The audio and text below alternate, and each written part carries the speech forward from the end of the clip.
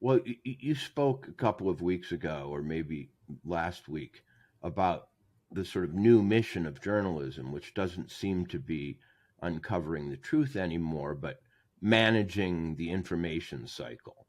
Um, and they act almost like banks that get money directly from the Federal Reserve. I call it fiat information. Uh, the government prints information, and certain favored institutions are first in line to get it, and Mm. then they loan it to others for a profit. Oh You my know, God, you're right. It's the exact same model. yeah, and people begin to doubt it, and its only way to defend itself, um, because it's ultimately trust that backs currency, and it's ultimately trust that backs the media, is to print more of it.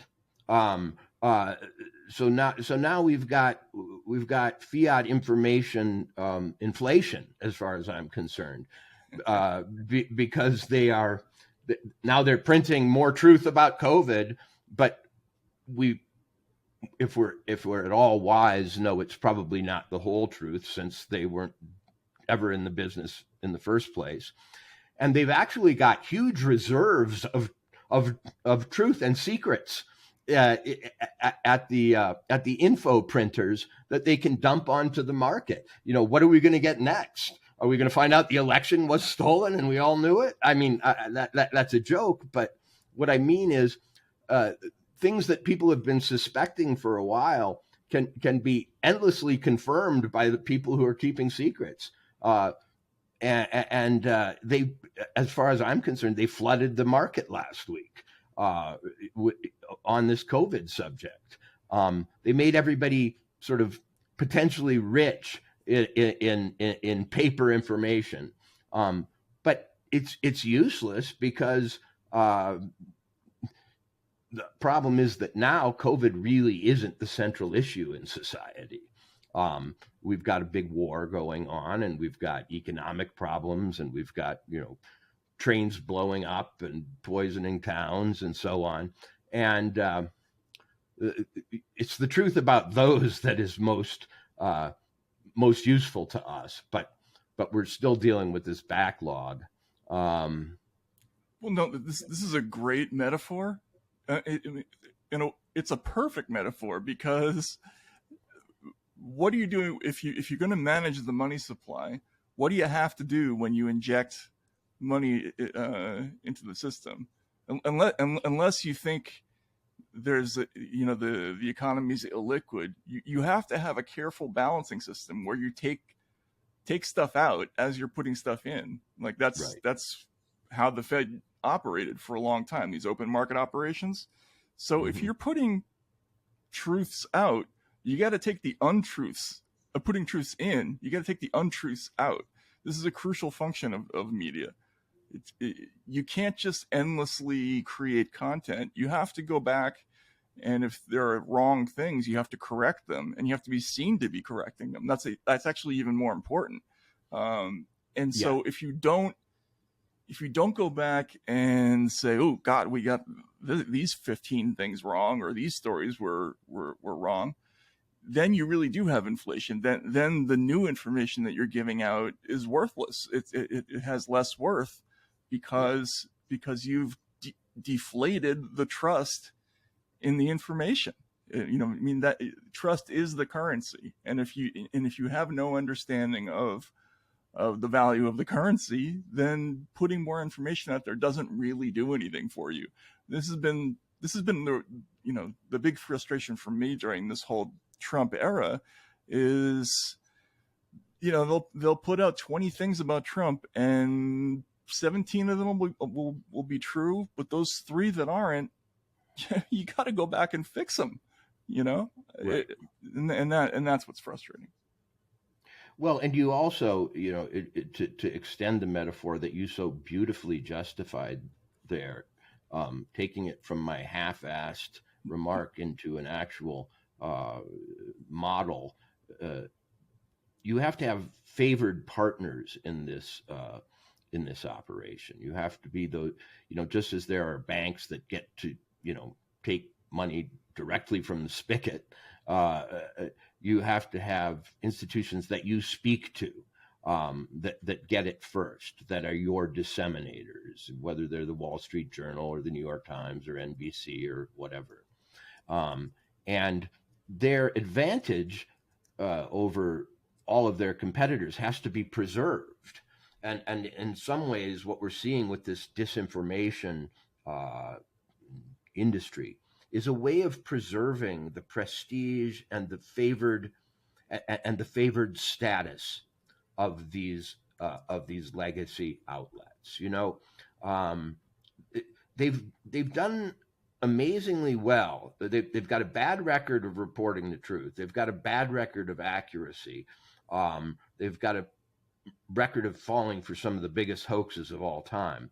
But their status is not really threatened yet, that I can see, because there is an institutional agreement between them and their sources to keep them always as the first recipients, and now to sort of hobble their competition, to maybe attack its advertising stream, and so on. So the privilege of being the first to receive fiat information is being protected by those who issue it. And I wonder sometimes, if that will become an even more extreme operation. And it seems maybe that the Washington Post isn't doing all that well. It seems that Bezos may be exploring a football team. There was rumor early that he wanted to do it with money he takes out of the Washington Post by selling it. I don't know if that's true, but are we going to see any of these main banks go down? These main information banks go down. Will we have the equivalent of a financial crisis in the media? I think so, right? And again, this metaphor, it's kind of amazing to me how perfectly this metaphor works, which is interesting because did you ever read Secrets of the Temple? Yes. Bill Grider's book? Yeah. Did you ever hear our mutual friend's story about that? No. There used to be a standing bet at Rolling Stone that anybody who could shoplift that book would get a free lunch because it was so big. So anyway, but in that book, Bill Grider talks about how the Fed is structured almost exactly like the Catholic Church. It has a pope, it has cardinals, and then it has individual dioceses, right? And from there, the metaphor kind of extends, but you see from a bureaucratic standpoint, yes, my God, it's structured very much the same way, and with the same kind of secrecy, the same kind. They issue encyclicals in the same way. It's like really weird, and they also do things like, so the hints about who's going to be the next pope. Well, they have the same kind of thing where people are kind of looking to see what color is the smoke going to be. That literally happened with Paul Volcker. There used to be a thing where people would decide there would be a rate hike if he was holding his cigar in one hand as opposed to the other. Right. But this idea of the privileged media institutions, the people who are first in line now in the Fed, those are called primary dealers. And I can read you here the list of the current primary dealers of the Federal Reserve, just a sample. And you'll notice a couple of things. ASL Capital, Bank of Montreal, Bank of Nova Scotia, BNP Paribas, Barclays, Cantor Fitzgerald, Citigroup, Credit Suisse, Daiwa, Deutsche Bank, Goldman Sachs, HSBC.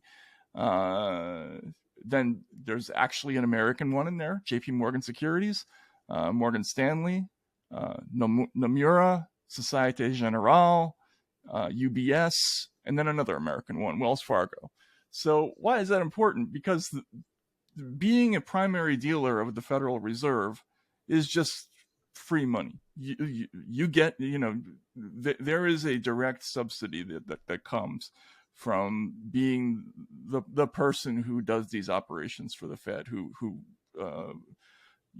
monetizes, its liquid injections, its capital injections, and they're kind of sustained endlessly by their relationship to the Federal Reserve, in the same way that these media organizations like the Washington Post, the New York Times, CBS, NBC, ABC, historically, they've all subsisted off this steady stream of access to information.